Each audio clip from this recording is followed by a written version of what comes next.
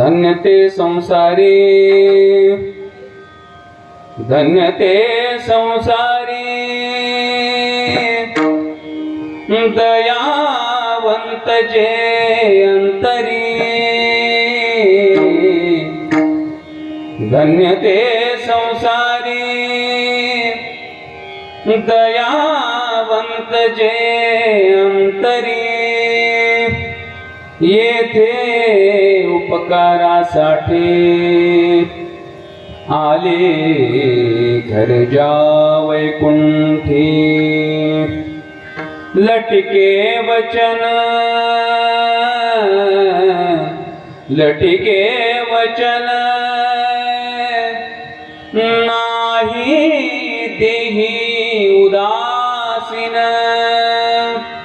येथे उपकारासाठी आले घरजा वैकुंठी, मधुरावाणी ओठी,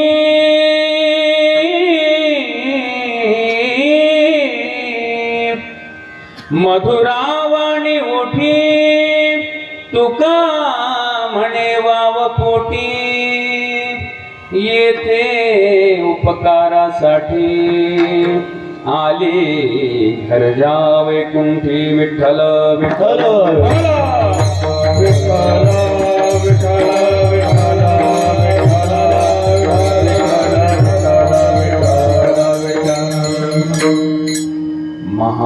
महायोग पीठे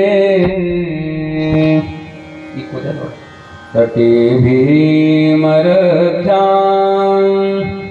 वरं पुंडरीकाय दातुं मुनीन्द्रैः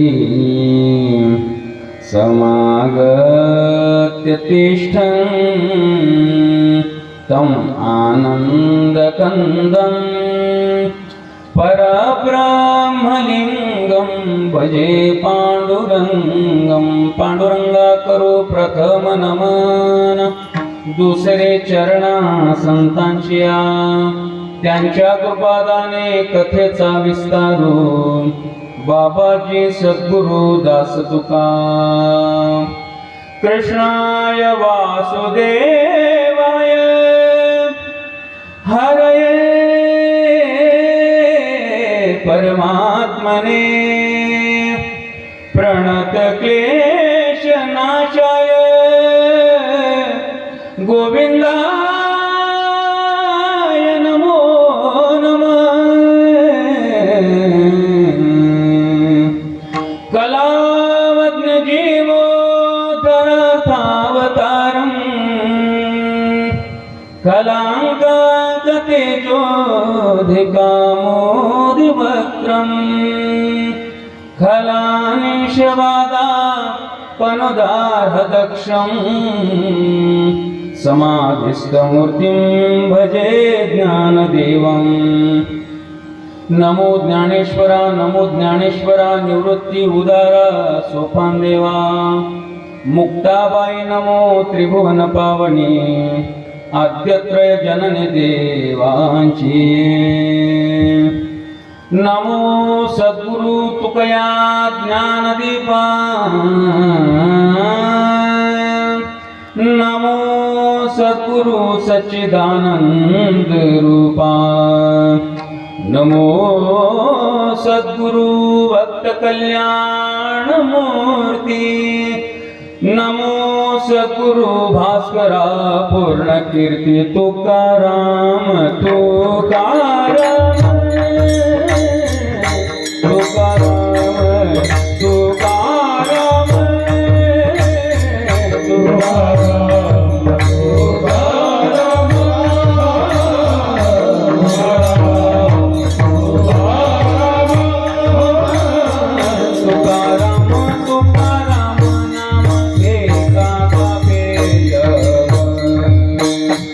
तुकाराम तुकाराम नाम घे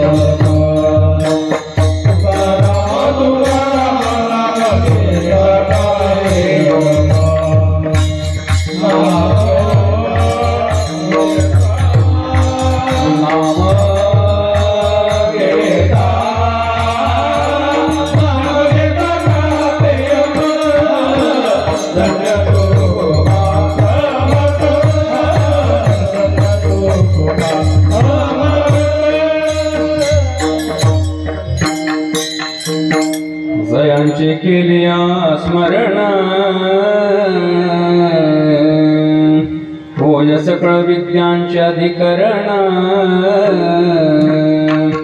तेची बंधू श्री चरण श्री गुरूंचे ते नमस्कारोनी आता मस्तक हे पायावरी वर करे संतांच्या विठ्ठल विठ्ठल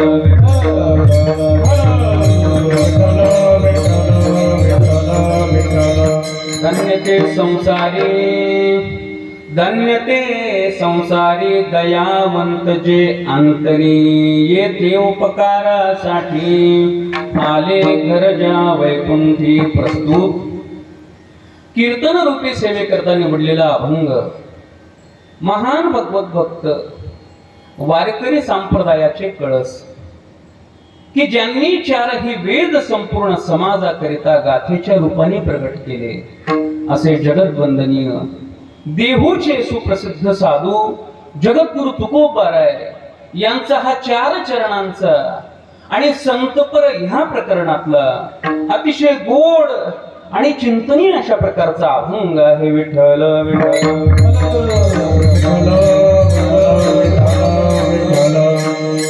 या अभंगातून जगद्गुरु तुकोबाराय संतांच्या अवतार कार्याचं स्वरूप स्पष्ट करतात. पण अभंगाच्या चिंतनापूर्वी अल्पसा परिहार द्यायचा तो म्हणजे असा, भगवान श्री पंढरीनाथांच्या कृपेने त्याचप्रमाणे थोर संत महत्पुरुषांच्या आशीर्वादाने पदस्पर्शाने वास्तव्याने पुनीत पवित्र असलेल्या आपल्या या श्रीक्षेत्र चांगदेव गावामध्ये संपन्न होत असलेला हा वैकुंठवासी प्रातस्मरणीय आमचे श्रीगुरु लक्ष्मण बाबा यांच्या पुण्यस्मरणाच्या निमित्ताने अतिशय दिव्य अशा प्रकारचा हा महोत्सव आणि या महोत्सवामध्ये मला सुद्धा सेवेची संधी आमचे समस्त गुरुजन या ठिकाणी उपस्थित आहेत यांच्या सहमतीने त्याचप्रमाणे आदरणीय आमचे ज्येष्ठ गुरुबंधू भानुदास महाराज यांचा मला फोन आला आणि त्यांच्या माध्यमातून त्यांच्याद्वारा ही सेवा माझ्या वाट्याला प्राप्त झाली. नक्कीच स्वतःचं परमभाग्य अशा प्रकारचं समजतो की ज्या साधनाने प्रत्यक्ष देह ब्रह्मरूप होतो, ब्रह्मभूत काया होतसे कीर्तनी, हे सामर्थ्य कीर्तनाचं आहे. याचा अर्थ कीर्तन म्हणजे केवळ कीर्तनकार महाराज येतात, फेटा बांधतात, कंबर बांधतात ना बोलायलाच लागतात, यालाच कीर्तन म्हणत नाही. हे वरवर पाहता कीर्तन आहे, पण या कीर्तनाचं सामर्थ्य काही वेगळं आहे. कीर्तना चांग होय अंग हरिरूप, हरिरूप अंग होण्याचं सामर्थ्य या कीर्तनामध्ये आहे. म्हणून माझी तरी समाजाला एकच विनंती राहते दादा हो, कीर्तनात आल्यानंतर कीर्तन तुमच्या डोक्यावरनं नाही पार मांडवावरनं गेलं तरी चालेल, इथं कोणाच्या जाणार नाही म्हणा, परंपरेचं गाव आहे. पण यदा कदाचित नाही समजलं तुम्हाला कीर्तन, तरी रोज कीर्तनाला येऊन बसलं पाहिजे. कारण या कीर्तनाचा कोणता शब्द आपलं जीवन परिवर्तित करेल हे काही सांगता येत नाही. या दृष्टीनं आणि वैकुंठवासी संतांची पुण्यतिथी आहे, या दृष्टीने ही सेवा माझ्या वाटेला प्राप्त होत आहे. म्हणून अतिशय स्वतःला मी भाग्यवान समजतो. तुका म्हणे गाजे वैकुंठी सोहळा, याही भूमंडळा माझी कीर्ती. या संत महात्म्यांचा सोहळा वैकुंठामध्ये सुद्धा होत असतो आणि एवढं महत् भाग्य आपल्याला लाभलेलं आहे की त्यांची पुण्यतिथीचा महोत्सव प्रतिवर्षी या ठिकाणी करण्याचं नियोजन ठरलेलं आहे. खरंच आपण भाग्यवान अशा प्रकारचे आहोत. वैकुंठवासी प्रातस्मरणीय लक्ष्मण बाबा यांनी अगणित साधक, अनेक कीर्तनकार, अनेक गायक, अनेक वादक त्यांनी घडवले. बाबा आमच्यासारख्या अनेक साधकांवर त्यांचे उपकार आहेत. येथे उपकारासाठी आले असे संत महात्मे आमच्यावर उपकार करण्याकरता येतात आणि त्यांच्याच कृपेनं मी या ठिकाणी उभा आहे. खरं ही लक्ष्मण बाबांचीच कृपा आहे. आळंदीला बाबांच्या बंगल्यावर राहत होतो. माझ्या आजोबा वैकुंठवासी प्रातस्मरणीय मूलचंद बाबा यांना तुम्ही ओळखत असाल. त्यांचे मोठे बंधू नामदेव बापू म्हणजे माझे आजोबा. त्यांनी बाबांना फोन केला, बाबा माझे 2ही नातू आहेत आणि त्यांना तुमच्या बंगल्यावर तुम्ही राहू द्या, तुमचं स्थान आहे, आळंदीला आश्रम आहे, तिथं त्यांना ठेवा, त्यांना राहू द्या, त्यांना चांगले संस्कार लागतील. बाबा म्हटले आम्ही शिकणारे पोरं ठेवत नाही, शिक्षणच बंद केलं आम्ही. पण तिथं बंगल्यावर राहिलो नाही. बाबांचं जीवन म्हणजे साधक काळामध्ये ज्या वेळेला ते आळंदीला शिकत होते तेवढा काळ सोडला तर बाकी संपूर्ण आयुष्य बाबांचं ऐश्वर्यातच गेलं. बाबांचा शब्द होता, आम्ही श्रीमंताचे बच्चे, साध्याचे बच्चे नाही, आम्ही श्रीमंताचा बच्चा आहे म्हणे. बाबा नेहमी म्हणायचे. त्यांचं संपूर्ण जीवन ऐश्वर्यात गेलं आणि त्यांनी साधकांना सुद्धा ऐश्वर्यातच ठेवलं. आपल्याच गावातील परम आदरणीय, त्यांनाही वैकुंठवासी मी म्हणतो, हरिभक्ती परिणामचे अरुण पाटील सर, अरुण शंकर पाटील असं त्यांचं पूर्ण नाव आहे. आणि सरांचा ऋषिकेश बंगला होता आळंदीला, त्यांनी बाबांना राहण्याकरता दिलेला होता. आणि त्या बंगल्यामध्ये आळंदीला बाबा विद्यार्थ्यांचे एवढे हाल असतात, पण आम्ही ऐश्वर्यात जीवन जगलो. ऋषिकेश बंगला म्हणजे VIP व्यवस्था. आळंदीमध्ये तशी व्यवस्थाच नव्हती. आता त्यावेळेची ती फरची, प्रत्येकाला पंखे, हॉलमध्ये, किचन मध्ये, बेडरूम होते, पुन्हा बेड होते, किचन होता बाबा, गॅस होता. आम्हाला कधी लाईट बिल त्यांनी भरू दिलं नाही. आमचे अरुण सर होते ना, पाटील साहेब, तेच लाईट बिल भरायचे, संपूर्ण सेवा तेच करायचे. असं ऐश्वर्यामध्ये बाबांच्या कृपेनं आम्ही आळंदीला राहिलो. 2च ठिकाणं बदलले बाबा. आदरणीय गजानन बाबांकडे राहिलो, म्हणजे शेगाववाले नाही बरं, मडगावांचे आमचे गजानन महाराज पवार, त्यांच्याकडे राहिलो. आणि त्यानंतर वैकुंठवासी बाबांच्या बंगल्यावर राहिलो. बस हे 2च ठिकाणं बदलले. आणि बाबांची कृपा झाली. बाबा प्रेमाने मला गायक, आमचा कोमल, हे बाबांचे शब्द होते, आमचा कोमल गायक, या म्हटलं गायक या, मुलचंद बाबांची नातू. हा बाबांचा असा आवाज होता, बाबांचं स्मरण. काय चिंतनातच काळ गेला बाबा. नाहीतरी वय झाल्यानंतर म्हाताऱ्या लोकांना असं वाटतं माझ्याकडे कोणीतरी आलं पाहिजे, बसलं पाहिजे, मग त्या संसाराच्या गप्पा. तसं बाबांचं नव्हतं. नका या माझ्याकडे, मी माझ्या चिंतनातच राहतो. कोणी बसायचं तर त्याला उठून द्यायचे आणि आपल्या चिंतनात राहायचे. मैं बली सुगरू प्यारा अवगुण कवण नात मोहिमार. बाबांचे बदल स्वतःच्या चिंतनात. माऊली ज्ञानेश्वर माऊली, आमचे ज्ञानेश्वर माऊली सदैव चिंतनात राहायचे बाबा. संत होते आणि त्यांना छंदच लागलेला होता नामचिंतनाचा. आणि खरंच बाबांचं सामर्थ्य का म्हणावं लागेल. पंढरपूरला आम्ही बघितलेलं आहे.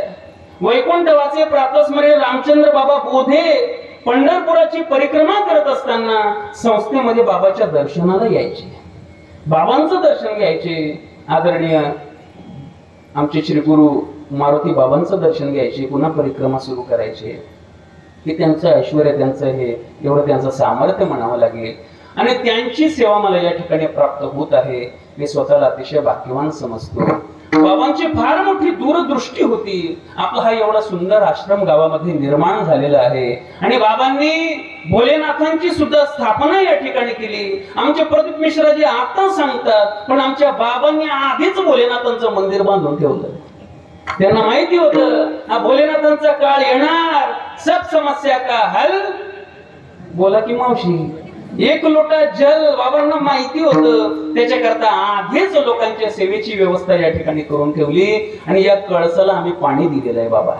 आमच्या हरिभाऊंनी ओळखलं, म्हटले तुमचं नाव हनुमंत आहे का, तुम्ही कळसाला पाणी मारत होते. म्हटलं आमच्या हरिभाऊंनी फार सुंदर ओळखलं, त्यांची फार मोठी सेवा आहे म्हणून. आणि अशा बाबांच्या भरपूर आठवणी आहेत. आपल्याकडे वेळ कमी शिल्लक आहे. अभंगाचा थोडा भावही या ठिकाणी सेवा घडली पाहिजे. या दृष्टीनं या सप्ताहाकरता उपस्थित आमची सर्वच गुरुबंधू, गुणीजन, गुरुवर्य महाराज मंडळी, अगदी आपापल्या क्षेत्रामध्ये अतिशय विशारद आणि पारंगत अशा प्रकारची मंडळी आमच्या वारकरी शिक्षण संस्थेतील या ठिकाणी उपस्थित आहेत. कलाकार ढिगोने भेटतात, विद्यार्थी ढिगोने भेटतात, पण आचरण संपन्न जर बघायचे असतील तर फक्त स्वानंद सुखनिवासी सद्गुरू जोग महाराज यांची वारकरी शिक्षण संस्था आणि वैकुंठवासी प्रातस्मरण नत्वसिंग बाबा यांचा दौरा. नियम बघायचे असतील तर फक्त यातच बघायला भेटतात. आणि त्यात विशेष म्हणजे जशी दुधामध्ये साखर पडावी तसे आदरणीय आमचे गुरुवर्य श्याम बाबा देखील या ठिकाणी उपस्थित आहेत. हे आमच्या लक्ष्मण बाबांचा वैभवच म्हणावा लागेल की अशा या सप्ताहामध्ये अहो, आमचे बाबा हजारो लोकांच्या समोर गायन करतात, पण अशाही बाबांच्या उत्सवामध्ये तुमच्यासारखे महात्मे या ठिकाणी उपस्थित झाले. रामबाबांनाही वंदन करतो. आदरणीय आमचे गुरुवर्य कन्हैया बाबा या ठिकाणी आहेत, त्याचप्रमाणे आमचे गरड बाबा आहेत. सगळ्यांच्या चरणी नतमस्तक होतो. आमचे भरदास महाराज आहेत, वाल्मिक महाराज आहेत, आमचे मनोज महाराज आहेत, कृष्णा आहे, सगळीच प्रेमाची मंडळी. आमच्या गावाचे काय सदू आहे, हो, त्याचप्रमाणे आमचे जनार्दन बाबा आहेत. हो, आता कसं राहतं, काय काय वेळेला लग्नामध्ये घरच्या जवळच्यांना पत्रिका द्यायचं विसरतो मला. तसं झालं. या ठिकाणी विशेष ज्यांची उपस्थिती आपल्याला लाभलेली आहे अशा वैकुंठवासी प्रातस्मरणीय गुरुवर्य नथुसिंग बाबा यांचं टेंबे संस्थान आणि तिथले विद्यमान अध्यक्ष गुरुवर्य आमचे संजय सिंग आबा देखील या ठिकाणी उपस्थित झालेले आहेत. त्या आबांना देखील वंदन करतो आणि माझ्या चिंतन सेवेला प्रारंभ करतो. विठ्ठल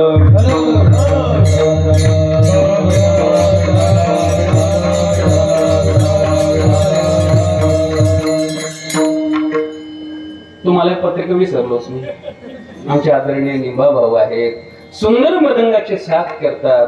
कीर्तनाला जेवढी साथ लागते तेवढी सुंदर साथ करतात. आम्ही बरेच मृदंग वादक बघितले, आम्हाला किती वाजवता येतं, मला किती बोल जमतात. याच्या नादामध्ये कीर्तनाचा भांडा झाला चालेल, बघतो का नाही बाबा आपण. पण याला अतिशय पोषक मृदंगाची साथ म्हणतात. असे आदरणीय निंबा भाऊ या ठिकाणी देत आहेत. साऊंड सिस्टीम अतिशय सुंदर आहे, त्यांना काहीच बोलायचं काम नाही. बेस इको ट्रबल त्यांनी पद्धतशीर दिलेला आहे, त्यांना सुद्धा धन्यवाद करतो आणि माझ्या चिंतन सेवेला प्रारंभ करतो. विठ्ठल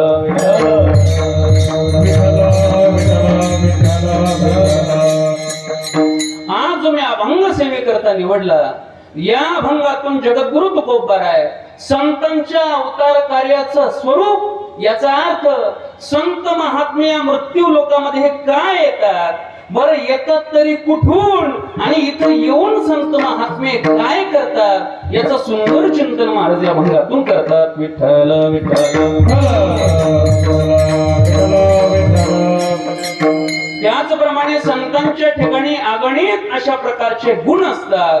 त्यापैकी दया, क्षमा आणि शांती हे तीनही गुण आपल्याला या अभंगातून पाहता येतात.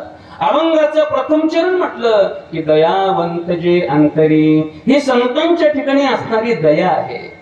अभंगाचं तृतीय चरण म्हटलं की देही उदासीन, देहाच्या संबंधाने उदास असणं, ही संतांच्या ठिकाणी असणारी शांती आहे.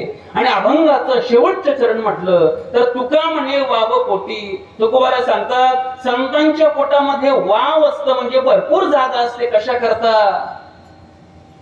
गोठलेली वांग्याची भाजी, पिठलं, याच्याकरता आमच्या पोटात भरपूर जागा आहे. पण संतांच्या पोटामध्ये जागा कशा करता?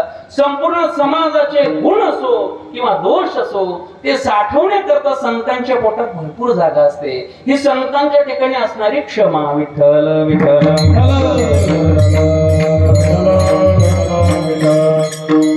कुणी म्हणेल बुवा हाच अभंग तुम्ही सेवेकरता का निवडला? तर त्याचं कारण म्हणजे पुण्यस्मरण हे संतांचं आहे. आणि दुसरं कारण असं आहे, आज समाजाला खऱ्या साधूची ओळख राहिलेली नाही. लोक कुणालाही साधू म्हणतात. ज्यांना बाह्य वेश धारण केला, या बाह्य वेशावर लोक बोलतात. ज्यांना भगवा वस्त्र धारण केला, ज्याच्या भल्या मोठ्या जटा आहेत, ज्याच्या गळ्यामध्ये भल्या मोठ्या माळा आहेत, ज्याच्या कपाळाला भला मोठा गंध आहे, या वेशभूषेला लोक बोलतात आणि त्याला साधू म्हणतात. पण आमच्या श्रीसंत मुक्ताबाई सांगतात, वरी भगवा झाला नामे, अंतरी वश केला कामे, त्याला म्हणू नये साधू, जगी विटंबना बाधू. त्याला म्हणू नये साधू, त्याला साधू म्हणू नका. कुणाला? वरी भगवा झाला नामे, हा नावाचा साधू आहे. कोण? अंतरी वश केला कामे. ज्याच्या अंतःकरणामध्ये सगळा कामाचा आहे, इच्छाच आहे, अपेक्षाच आहे, हावच ज्याच्या अंतःकरणामध्ये भरलेली आहे, त्याला साधू म्हणू नका बाबा. म्हणून खऱ्या साधूचं लक्षण काय? पण लोकांचं असं आहे बाबा, चमत्कार को नमस्कार आहे. जो चमत्कार दाखवतो ते लोकांना जास्त आवडतं. ज्याला गरा डोळे फिरवता येतात, समोरच्याला लॉटरीचा नंबर सांगता येतो, जो हातामध्ये सफरचंद घेतो, वर फेकून येताना त्याची केळी होते, पुन्हा त्याच्यापासून जो सोन्याची चेन काढून दाखवतो. अशा चमत्काराला लोक बोलतात आणि त्याला साधू म्हणतात. म्हणून तुमची फसगत होऊ नये. खऱ्या संतांचं लक्षण काय? नंतर पुन्हा तुम्हीच म्हणतात तुमच्या साधूने आम्हाला फसवलं. अरे आमच्या साधूने नाही फसवलं, तो आमच्यातला नव्हताच, त्यानं फक्त वेश धारण केला होता. बाबा गावामध्ये सुद्धा खडे सापडतात ना. तसं आहे, आमच्या मध्ये काय सगळे संत असतात का? काही वेशधारी सुद्धा असतात.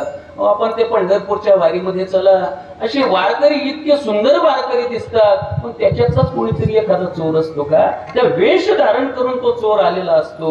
म्हणून तुमची फसगत होऊ नये. खऱ्या संतांचं काय लक्षण आहे हे समाजाला कळावं, याच्याकरता हा अभंग सेवेकरता निवडला. विठ्ठल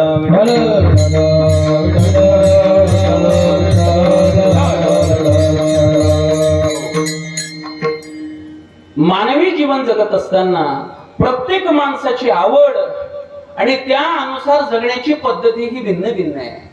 तुम्हाला लक्षपूर्वक ऐकावं लागेल. बघा तुम्ही, प्रत्येक माणसाची आवड भिन्न आहे.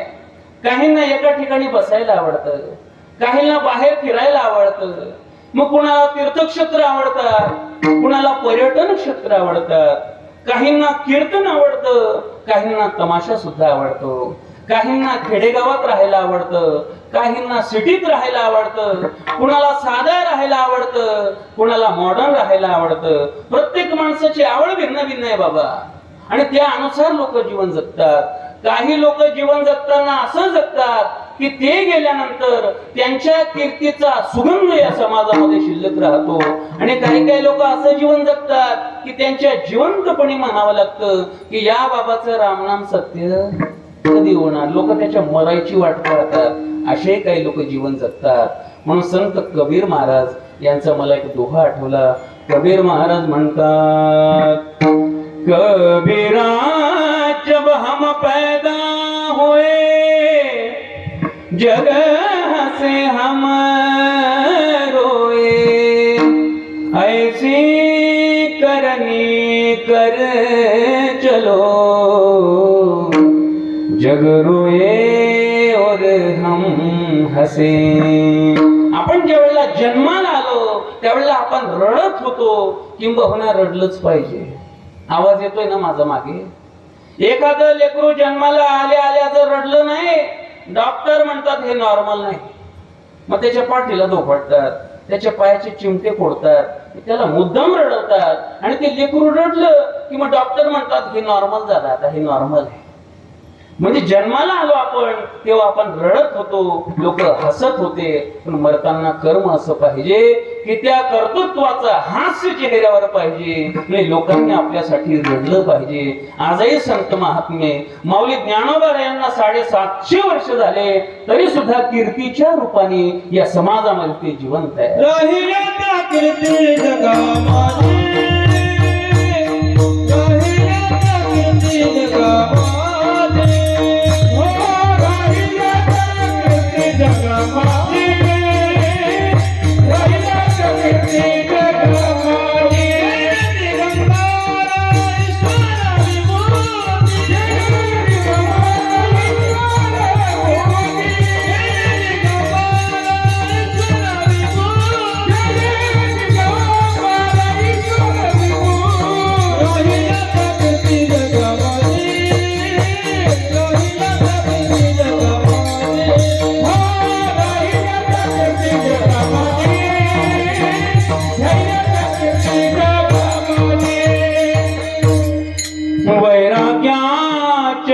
गोष्टी ऐकल्या काणी आता असे कोणी होणे नाही.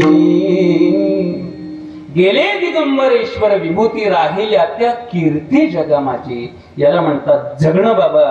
4 पद्धतीनं लोक जीवन जगतात. ऐकताय ना तुम्ही? 4 पद्धतीनं लोक जीवन जगतात. पहिलं जीवन आहे धिक जीवन, नंबर 2चं जीवन आहे निंद्य जीवन, नंबर 3चं जीवन आहे स्तुत्य जीवन, आणि नंबर 4चं जीवन आहे धन्य जीवन. विठ्ठल विठ्ठल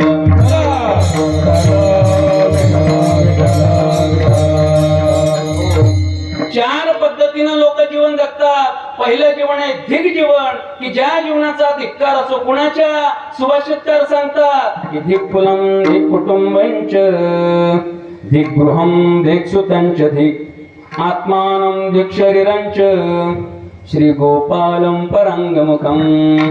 आज तुम्हाला थोडं बटनावर हात ठेवावाच लागेल बरं. धिक्कुलम धिक कुटुंबांच्या, त्या कुळाचा धिक्कार असो, त्याच्या कुटुंबाचा धिक्कार असो, त्याच्या घराचा धिक्कार असो, त्याच्या शरीराचा धिक्कार असो, किंवा त्याच्या आत्म्याचाही धिक्कार असो. अहो सुभाषितकार, एवढा धिक्कार तुम्ही करता कशा करता? सुभाषितकार सांगतात श्री गोपालम परांगमुखम. गोपालापासून जे विमुख आहे, ज्यानं सदैव देवाकडे पाठच केलेली आहे, ज्याला देवच जीवनात माहिती नाही, त्याच्या जीवनाचा धिक्कार असो. याला म्हणतात धिक जीवन. नंबर 2चं जीवन आहे निंद्य जीवन. कुणाचं? जे केवळ संसाराचंच ओझ गाढवासारखं डोक्यावर वाढ. ऐकताय ना तुम्ही? मग लोक म्हणतील बुवा संसार करणं काही चुकीचं आहे का, पाप आहे का? अहो संसार करणं चुकीचं नाही, पण केवळ संसार करणं चुकीचं आहे. म्हणून तुकोबाराय सांगतात कार्यदास होसी संसाराचा घर, दुःखाचे डोंगर भोगावया, दुःखाचे डोंगर भोगावया, दुःखाचे डोंगर भोगावया.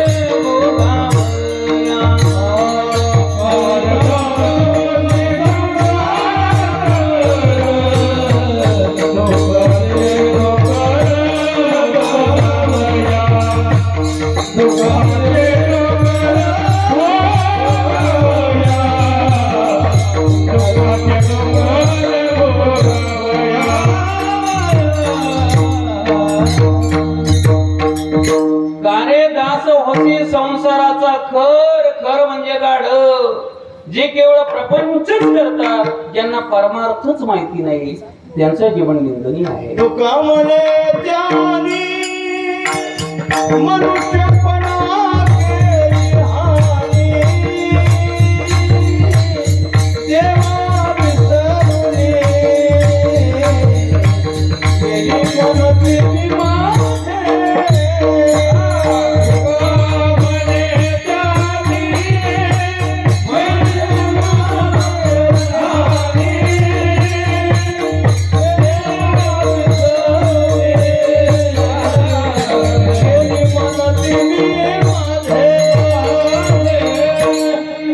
केली मनुष्यपणाची, तुका म्हणे त्याने हा मनुष्यपणा केली हानी, मनुष्यपणा केली हानी, देवा विसरूनी गेले म्हणती मी माझे. वा. म्हणजे ज्यानं केवळ प्रपंचच केला, जन्म माणसाचा मिळाला, अशा मनुष्यपणाची ज्यानं हानी केली, ज्यानं जीवनात परमार्थ केलाच नाही, त्यांचं जीवन निंदनीय आहे. नंबर 3चं जीवन आहे स्तुत्य जीवन. नंबर 3चं जीवन आहे स्तुत्य जीवन. स्तुत्य जीवन म्हणजे ज्या जीवनाची स्तुती केली पाहिजे. कुणाचं जीवन स्तुती करण्यायोग्य आहे? तर केवळ साधकाचं. लोक म्हणतील बुवा तुम्ही लयच अवघड कीर्तन करता हो. साधक म्हणजे काय एवढं तरी आम्हाला सांगा. तर साधक त्याला म्हणतात ज्याच्या अंतःकरणामध्ये परमात्मा प्राप्तीची तीव्र जिज्ञासा आहे, त्याला म्हणतात साधक. आणि देवाची प्राप्ती करायची असेल तर ही जिज्ञासा मनामध्ये असावी लागते बाबा. जरा बारकाईने ऐका, लक्ष द्या. अतिशय सुंदर गोड दृष्टांत आहे. एका शांती ब्रह्मनाथ बाबा यांच्याकडे एक व्यक्ती गेला, माणूस गेला, म्हणायला लागला बाबा मला देव दाखवा. काय म्हटला? कीर्तन ऐकताय का तुम्ही? का जाऊ मी घरी? कुणाकडे गेला मग तो व्यक्ती? नाथ बाबांकडे गेला. काय म्हणायला लागला? बाबा मला देव दाखवा. नाथ बाबांनी सांगितलं बाळा एवढं सोपं राहतं का देव पाहणं? तुका बाजारातला भाजीपाला आहे का? 10 रुपयाच्या 4-4 जोड्या हिवाळ्यामध्ये भेटतात ना. तो बाजारातला भाजीपाला आहे का? तो लगेच भेटतो का? नाही म्हटले बाबा मला देव दाखवाच. आता काही का लोक एवढी आडतात की ऐकूनच घ्यायला तयार होत नाही. शेवटी नाथ महाराजांनी युक्ती केली. म्हटले बाळ तुला देव बघायचा आहे का? हो म्हटले बाबा बघायचा आहे. मग इथं नाही दाखवत, उद्या सकाळी गंगेवर स्नान करता, तिथं तुला देव दाखवतो. म्हटले ठीक आहे बाबा. ठरल्याप्रमाणे तो व्यक्ती ब्रह्ममुहूर्तामध्ये उठला. आता ब्रह्ममुहूर्त म्हणजे किती वाजता? 8 वाजता का? नाही, सूर्योदयाच्या आधीचा जो काळ आहे त्याला ब्रह्ममुहूर्त म्हणतात. ब्रह्ममुहूर्तामध्ये उठला, गंगेवर गेला. नाथ बाबा स्नान करत बसले होते. नाथ महाराजांना म्हणायला लागला, बाबा तुम्ही मला देव दाखवणार होतात. म्हणजे दाखवतो ना बाळा, पण आतमध्ये इकडं गंगेत, इथं तुला देव दाखवतो. म्हणजे चालेल बाबा. आतमध्ये गेला. नाथ बाबा त्याला कमरे इतक्या पाण्यात घेऊन गेले. त्याला सांगितलं, बाळ मी बुडी मार. सांगितलं की काय करायचं? बुडी मारायची. नाथ बाबांनी सांगितलं बुडी मार. त्यानं बुडी मारली, पण नाथ बाबांनी काही बुडी मारली नाही आणि वरतून त्याची मान पकडली बाबाशी. त्याला असंच पाण्यात टाकून धरलं. एखादा संत महात्मा कीर्तनकर असला म्हणजे ताकद कमी असते असं नाही बरं. उलट कुठं मोर्चे आंदोलन असले तिथं संतच पुढे जातात. संत वीर भंडाता त्या कराड. संतांमध्ये ताकद होती बाबा. त्याला असंच पाण्यात दाबून धरलं. आणि तोही काय रामदेव बाबाचा शिष्य होता का प्राणायामवाला?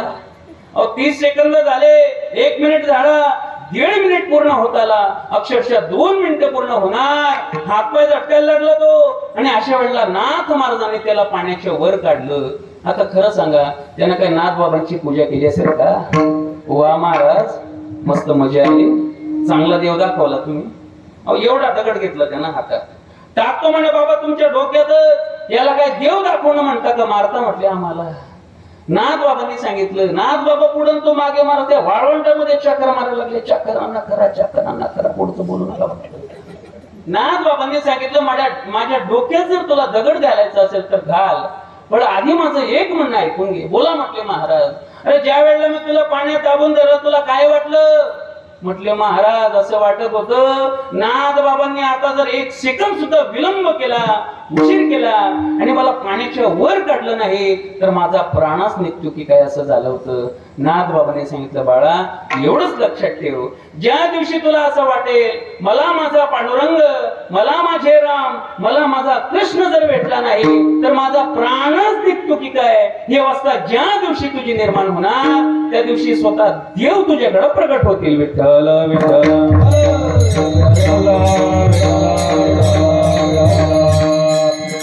देवाची प्राप्ती करायची असेल तर ही तळमळ अंतःकरणामध्ये जीवन वेगळी माथोळी, पैसा तुका तळमळी, पैसा तुका तळमळी.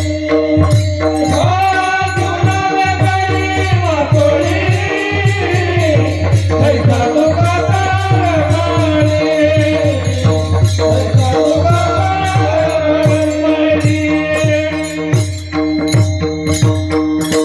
जीवना वेगळी मासोळी तैसा तुका तळमळी. ही परमात्मा भेटीची तळमळ आहे. की भेटी लागे जीवा लागली से आस, पाहे रात्र दिवस वाट तुझी, भेटी लागे जीवा लागली से आस, पौर्णिमेचा चंद्रमा चकोरा जीवन, पौर्णिमेचा चंद्रमा चकोरा जीवन, तैसे माझे मन हो, तैसे माझे मन वाट पाहे, भेटी लागी जीवा लागली से आस. याच अर्थाचं श्रीसंत मीराबाईंचं सुद्धा गोड पद आहे.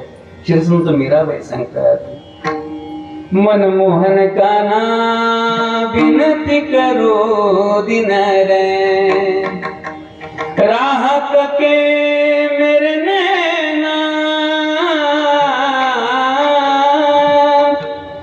राहत के मेरे नैना, अब तो दरस दे दो कुंज बिहारी, मन वह बेचैन मनमोहन काना विनती करो दिन रे, मनमोहन काना विनंती करू दिनरायण म्हणजे रात्रंदिवस देवा, तुला रात्रंदिवस एकच प्रार्थना आहे, राह तके मेरे नैन. अरे माझे डोळे तुझी वाट पाहतात, अब तो दर्श देतो, आता तरी दर्शन दे.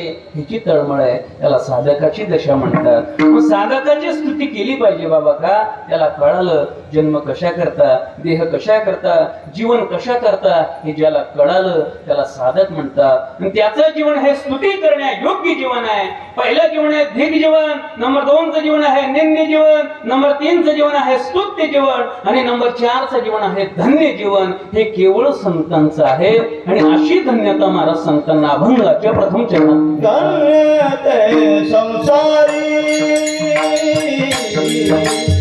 धन्य ते संसारी, धन्य ते संसारी, धन्य ते संसारी. दयावंत देव, दयावंत देव, येथे उपकारासाठी, येथे उपकारासाठी. दयावंत देव, दयावंत देव, येथे उपकारासाठी, येथे उपकारासाठी. काय गोड चाल म्हटली बाबांनी. धन्य ते संसारी. अभंगाला चाल अशी पाहिजे की कीर्तन करायला अर्थ सांगायची गरज नको पडायला. धन्य ते संसारी, दयावंत जे अंतरी. संसारी ते धन्य. काय म्हणतात तुकोबराय? अभंगाकडे लक्ष द्या. संसारी ते धन्य. या संसारामध्ये, या जगामध्ये ते धन्य आहेत कोण? तर दयावंत जे अंतरी. जे अंतःकरणापासून खरे दयावान आहेत. अंतःकरणातून दया कुणाची आहे? तर केवळ संतांची आहे. आणि असे संत या जगामध्ये धन्य अशा स्वरूपाचे आहेत. एक शब्द अतिशय मार्मिक जगद्गुरु तुकोबाराय वापरतात, अंतरी शब्द वापरतात. दयावंत जे अंतरी. याचा अर्थ दया ही अंतःकरणातून असली पाहिजे. काही काही लोक बाह्य दया दाखवतात बाबा. आपण उदाहरण पाहिलेलं आहे. एखाद्याचं घर आहे, त्या घरासमोर बोकड बांधलेला असतो. काय बांधलेला असतो? बोकड. त्याला खानदेशी भाषेत काय म्हणतात? बोकड्या. बोकड्या. तो बोकड बांधलेला असतो दारापुढं. त्याला तो घरमालक हिरवा हिरवा चारा खाऊ घालतो, त्याचं वजन वाढवतो, त्याला लठ्ठच्या लठ्ठ करून टाकतो. बघितलंय ना तुम्ही? तुमची झोप झाली का एखादी? एक एक झोप तर काही काहींची झालेली दिसते मला इथं. हा, त्या बोकडाला चांगलं चांगलं खाऊ घालतात, त्याला लठ्ठ करून टाकतात. आता तुम्हाला मी एक प्रश्न विचारतो, त्या बोकडावरती केलेली दया आहे का? खाटिक हसने वादी पशुपाळी, खाटिक हसने वादे पशुपाळी, खाटिक हसने वादे पशुपाळी, खाटिक हसने वादे पशुपाळी.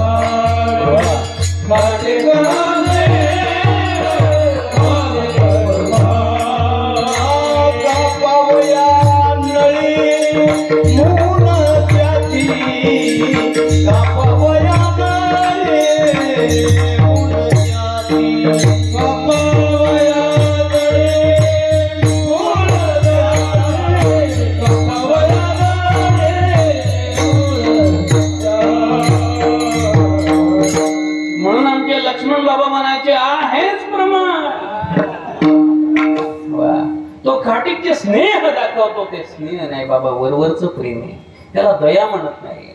दया नाही म्हणाल तर चांगलं चांगलं खाऊ घालतो, आणि दया आहे म्हणाल तर त्या बोकडाचं पुढं काय होतं आपल्याला माहित नाही. हिला दया म्हणत नाही.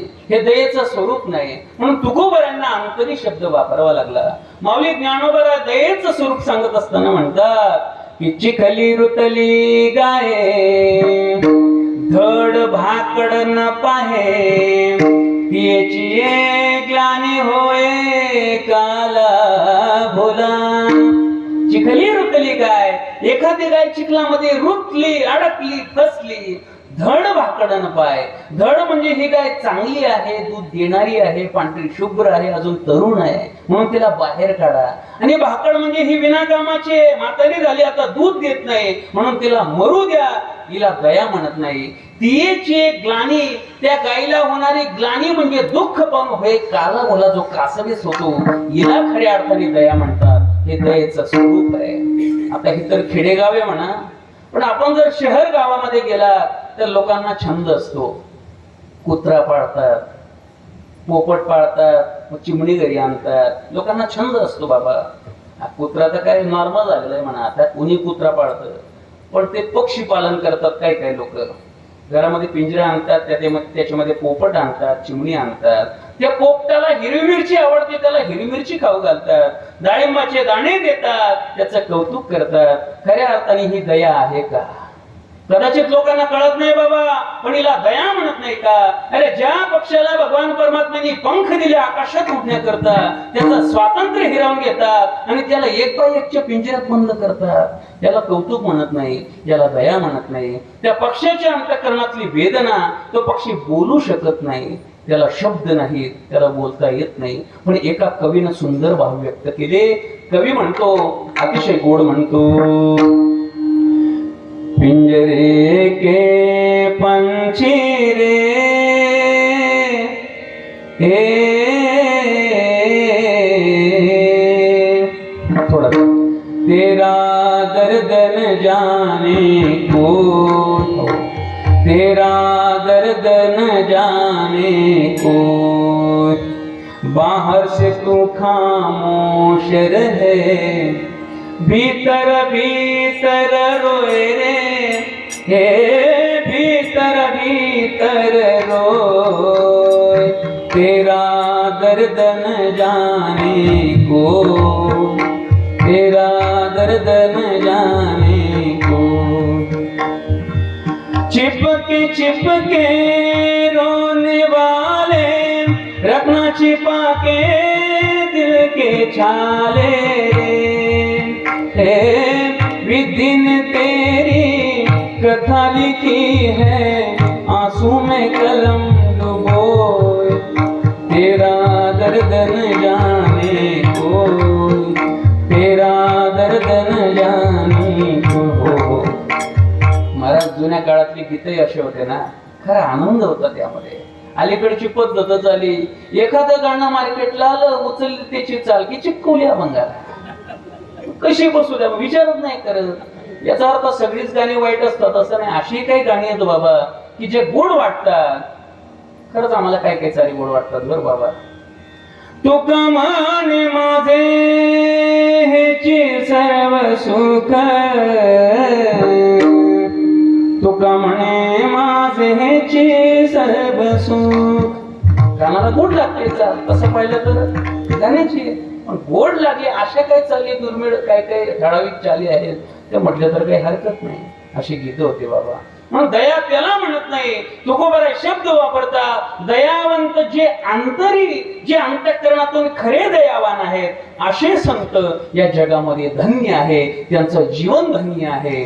आणि अशी धन्यता महाराज व्यक्त करतात.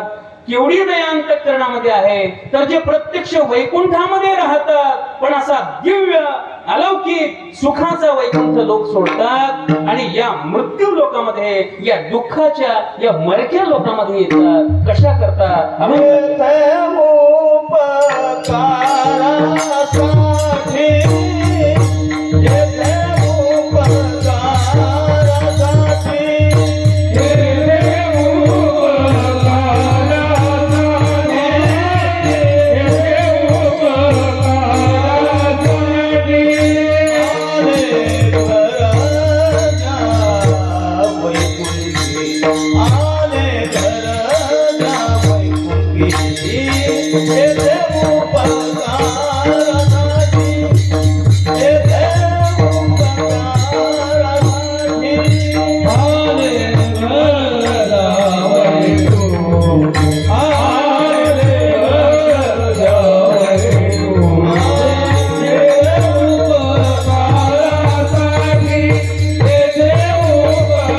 Hare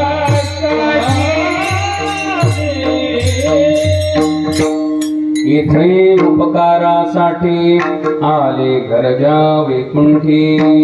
ज्या संतांचं घर हे प्रत्यक्ष वैकुंठ आहे असे संत महात्मे येथे म्हणजे या मृत्यू लोकामध्ये उपकारासाठी आले. आपल्यावर उपकार करण्याकरता संत महात्मे येतात. केवढी दया म्हणावी लागेल हो. ब्रह्ममूर्ती संत जगी अवतरले, ब्रह्ममूर्ती संत जगी अवतरले, ब्रह्ममूर्ती संत जगी अवतरले, ब्रह्ममूर्ती संत जगी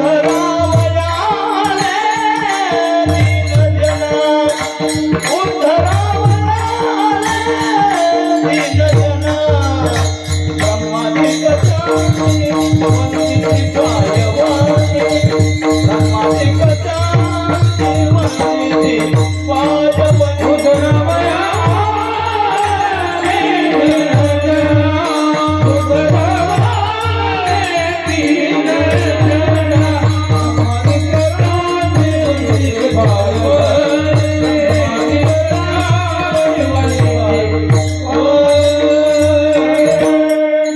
ब्रह्ममूर्ती संत जगी अवतरले, उद्धार वयाले दीन जना. संत महात्मे आपला उद्धार करण्याकरता येतात. केवढी दया. अलौकिक सुखाचा लोक सोडतात हो बाबा. वैकुंठात काय कमी आहे, पण असा वैकुंठ लोक सोडतात आणि या दुःखाच्या लोकांमध्ये येतात बाबा. माऊली ज्ञानोबा आहे, श्री संत निवृत्तीनाथ महाराज, सोपान काका, मुक्ताबाई या मृत्यू लोकांमध्ये आले. माऊली ज्ञानोबा आहे, अख्ख्या जगाची आई झाले बाबा, अख्ख्या जगाची आई. म्हणून म्हणत असताना आपण म्हणतो की माऊली ज्ञानेश्वर महाराज की. माऊली ज्ञानोबांना आई म्हणतो बाबा. त्यांनी जर विचार केला असता बाबा की समाजाने मला एवढा त्रास दिला, मी कशाला यांची आई व्हायचं. अहो त्यांचं जीवन चरित्र बघा, केवढी दया त्यांच्या अंतःकरणामध्ये. त्यांचं चरित्र बघा.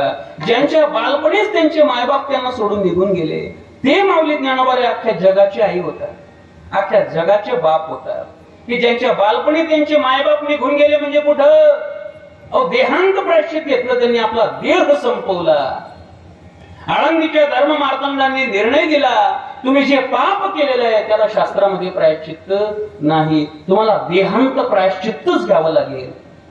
हे शब्द ऐकले, विचार केला बाबा आपण गेल्यानंतर आपल्या लेकरांचं कसं होणार. पण पुन्हा विचार आला की आपला देह संपवल्याशिवाय समाज यांचा स्वीकार करत नाही, आपल्याला देहांत प्रायश्चित्त घ्यावंच लागेल, आपल्याला मरावंच लागेल. या हेतून महाराज रात्रीच्या वेळेला उठले.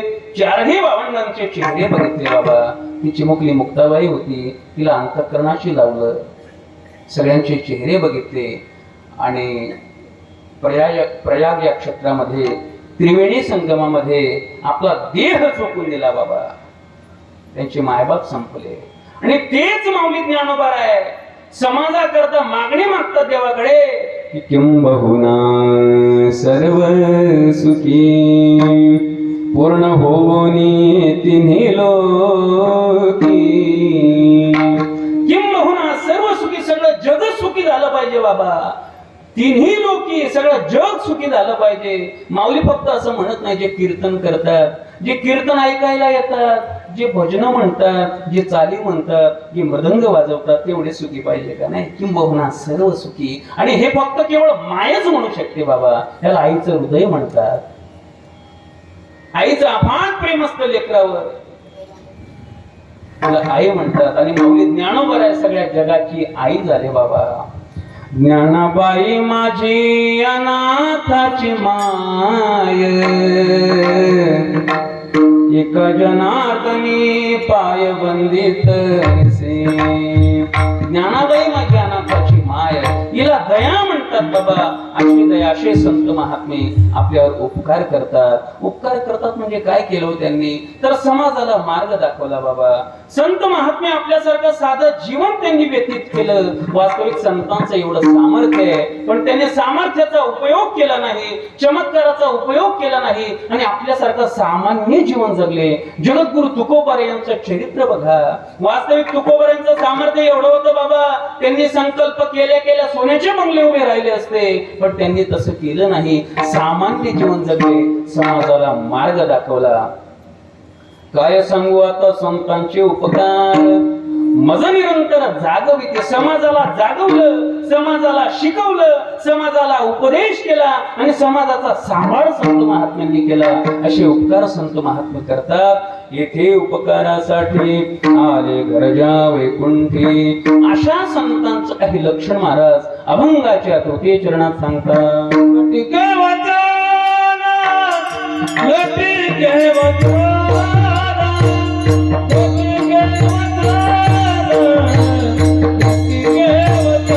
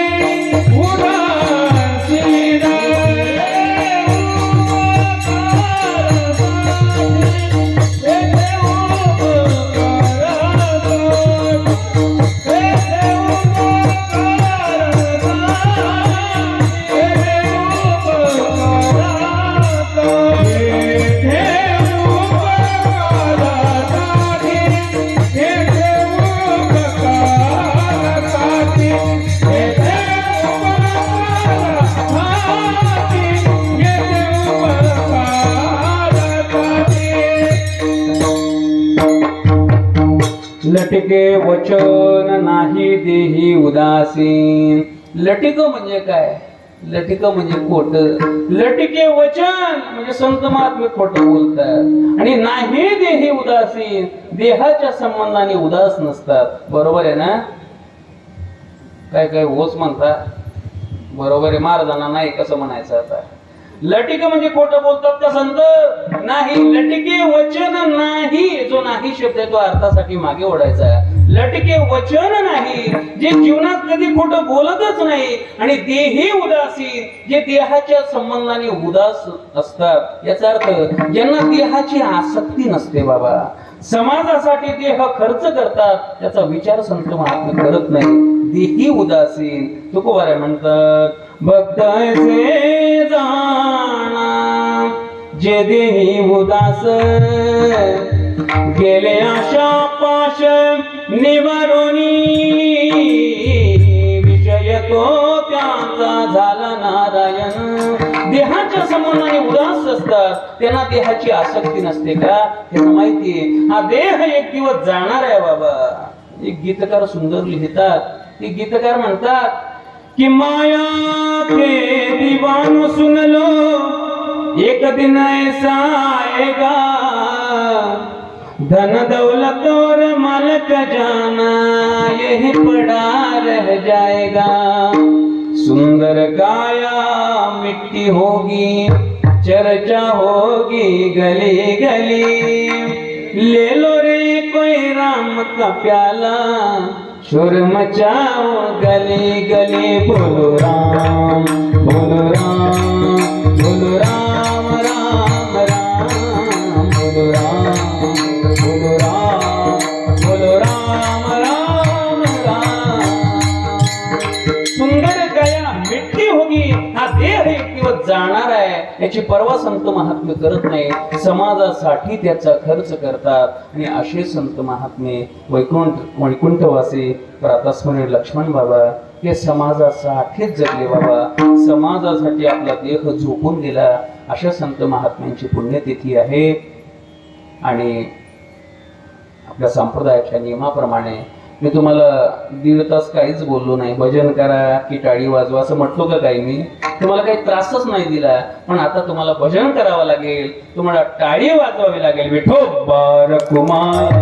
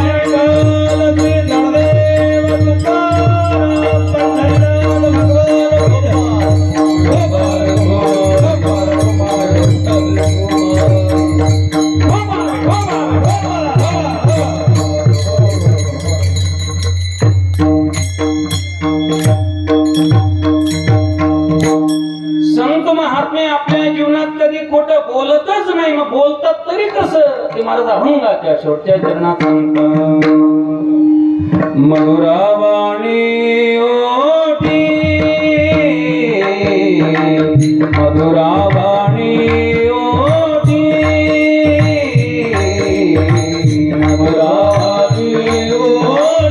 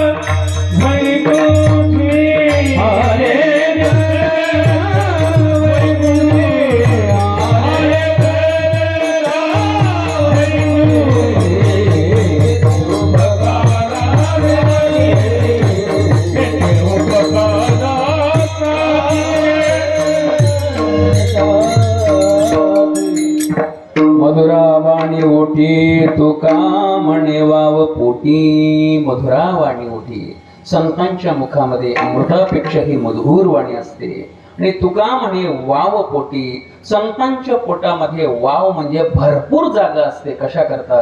संपूर्ण समाजाचे गुण असो किंवा दोष असो ते साठवण्याकरता संतांच्या पोटात जागा असते. कारण जरी संत महात्म्यांनी समाजावर उपकार केले तरी लोकांनी महाराज संतांवर अपकारच केले. समाजाने संतांना त्रासच दिलेला आहे. महाराज माऊली ज्ञानोबरांचे जीवन प्रसंग बघा, अगदी 2 मिनिटात सांगतो आणि माझी सेवा संपवतो. माऊली ज्ञानोबरायांना एवढा त्रास समाजाने दिला की जे माऊली ज्ञानोबराय अख्ख्या जगाची आई झाले, त्या माऊली ज्ञानोबरायांना एवढा त्रास समाजाने दिला. त्यांच्या मायबापांनी देहांत प्रायश्चित्त घेतलं तरी सुद्धा लोकांचं समाधान झालं नाही. काही ब्राह्मण लोक इंद्रायणी मातेतून स्नान करून बाहेर निघत होते आणि माऊली ज्ञानोबराय मधुकरी मागण्याकरता जात होते. माऊली ज्ञानोबराय त्यांना नजरेनं दिसले, फक्त त्यांची सावली सुद्धा पडली नव्हती बाबा, फक्त नजरेनं दिसले. तरी त्या ब्राह्मणाने पुन्हा इंद्रायणी मातेचं स्नान केलं. माऊली ज्ञानोबरायांनी हे बघितलं, अरे समाजाला जर आपल्यापासून त्रास होत असेल तर अशा समाजामध्ये आता राहायचं नाही. सिद्ध बेटात गेले बाबा, कारण सिद्ध बेटात राहत होते. गावाच्या बाहेर त्यांना काढलं होतं. झोपडीत गेले, आतून दरवाजा बंद केला आणि अशा वेळेला श्रीसंत मुक्ताबाईंनी केलेला उपदेश आहे. आमचे वैकुंठवासी लक्ष्मण बाबा म्हणायचे, मुक्ताबाईंनी 3 देवांना उपदेश केला, ज्ञानदेव, नामदेव आणि चांगदेव. आणि त्या आळंदीच्या भर सभेमध्ये ज्या वेळेला नामदेव रायांना गोरोबा काकांनी संतांची सभा होत असताना चेक केलं, हे संत खरे संत आहेत की खोटे, अशा वेळेला मुक्ताबाई म्हणाल्या, नामा कच्चा आहे कच्चा. ते शब्द अजूनही आमच्या कानात बसले बाबा, आमच्या मनात बसले. म्हणजे माऊली मुक्ताबाईंनी 3 देवांना उपदेश केला. माऊलींना उपदेश केला, माऊली तुम्ही योगी आहात की योगी पावन मनाचा, योगी पावन मनाचा, साहे अपराध जनाचा, साहे अपराध जनाचा,